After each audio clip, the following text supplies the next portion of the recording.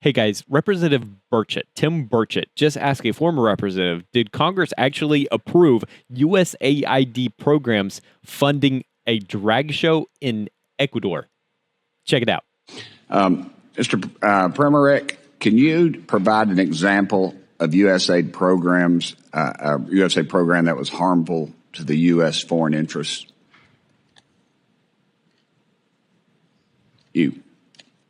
I probably didn't say your name right. I've said it. That's okay, Congressman. Thank you. Nobody gets. Jonathan Jackson still doesn't get Burchett right, so we're good.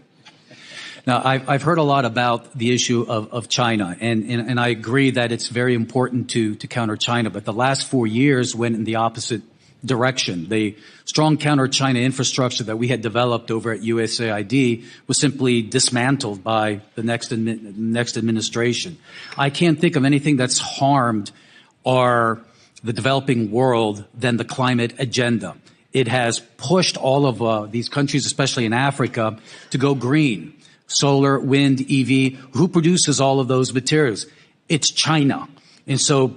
And then on top of it, we tell them, no, you can't develop your own fossil fuel industry because it's anti-green. So what happens? They can't generate the revenues to create good jobs at home. They can't generate the revenues in order to finance their own health, education, and other needs, and it increases the price of energy, which does what to the poor? It hurts them. The climate agenda has done more in increasing poverty and increasing hunger than anything else. Of course, the resentment that's building up from around the world, that's much more conservative than we are on these woke things. It's extremely damaging.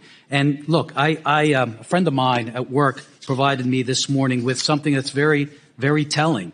Of the 19 of the top 20 countries receiving aid from USAID are part of the Belt and Road Initiative that China runs. Sure. I mean, this is showing that our efforts are not working. And I agree with Congressman Yoho and Administrator Natsios that the developing world, they want more trade, they want more investment. I don't care if you're speaking to government officials, business leaders, religious leaders. They don't want all of this other kind of aid where 50% of it is gone and we're violating their norms. Let me get a couple more questions in to you, if that'd be all right. Did USAID assist in illegal immigration on our southern border? I think that's something, it's both state and aid that's shared in that responsibility. PRM over at state, I think, is doing this. There was this whole thing about root causes and spending billions of dollars in Central America as if that would stem illegal immigration. But the problem with that argument is that these countries earn tens of billions of dollars of remittances. So the amount of aid that we're spending is such a tiny amount, it doesn't have any impact. If you want to stem illegal immigration, it's not foreign aid, it's closing the border. And we're seeing the results of it now. Did USAID fund foreign terrorist organizations such as the Taliban? You know, when I launched and led the Bureau for Humanitarian Assistance, we had an internal risk assessment tool, and I pushed it immediately into red because we were sending money in places where we didn't have an actual presence. In a place like Afghanistan, we're not there. All of the international NGOs that we worked through, they left, and the Afghans that had worked for us, they fled or were killed. So we have absolutely no idea what's happening with that money, but it's being spent. Before I left as the COO, I put in a very tough vetting requirement that anybody who touches the money must go through our databases to see whether or not these are terrorists. But the next administration just removed it. So I think we can safely conclude that we are. Those groups will hate us for free.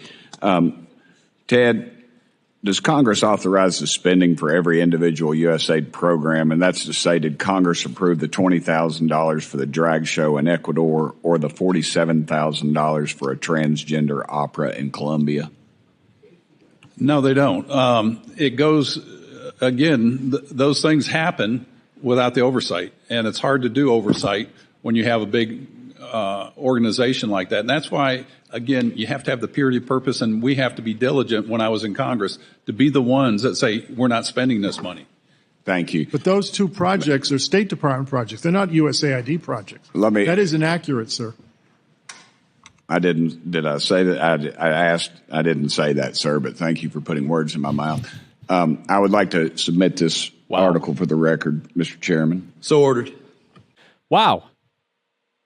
Let's break this down. But first of all, thanks everyone for leaving a like on the channel.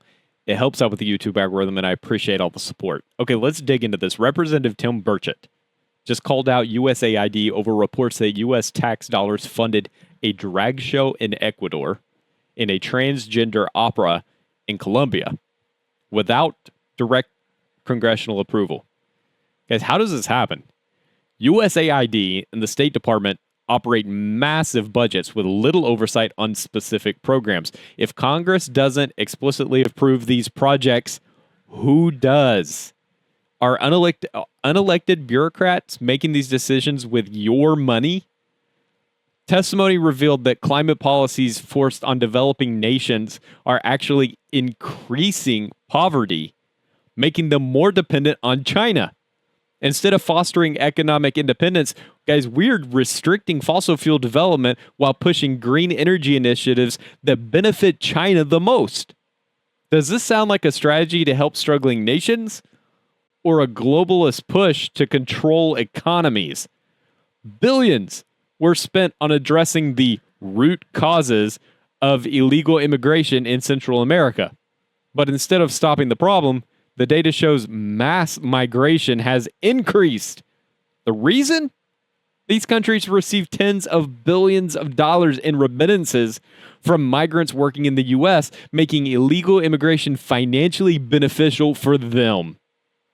If foreign aid isn't actually reducing illegal crossings, why is the government still funding these programs? It was revealed that under the Biden administration, vetting requirements for aid recipients was weakened. Aid was sent into countries where the U.S. has no oversight, including Afghanistan after the U.S. withdrawal.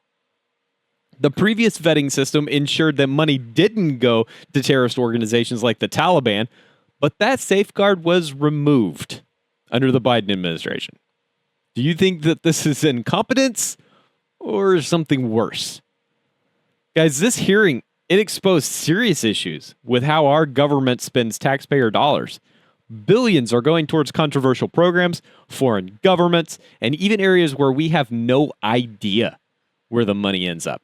Meanwhile, our own border crisis, economy, and national security are being ignored. What do you think, guys? Let me know what you think down in the comments. Should the U.S. have tighter controls over where our tax dollars go? Do you believe that this is just wasteful spending, or do you think it's an intentional push for certain agendas?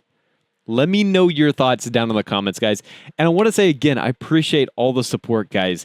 Those that have become channel members, y'all are the real MVPs, supporting the channel every day. And guys, I gotta give a big shout out just to the subscribers, guys. If you're subscribed to the channel, thanks so much for the support, guys. We're gonna make a difference in this country. Yeah. And again, if you're not a channel member, guys, consider joining. There's a link down in the description. Okay, guys, I'll catch you later with another update. Y'all take it easy.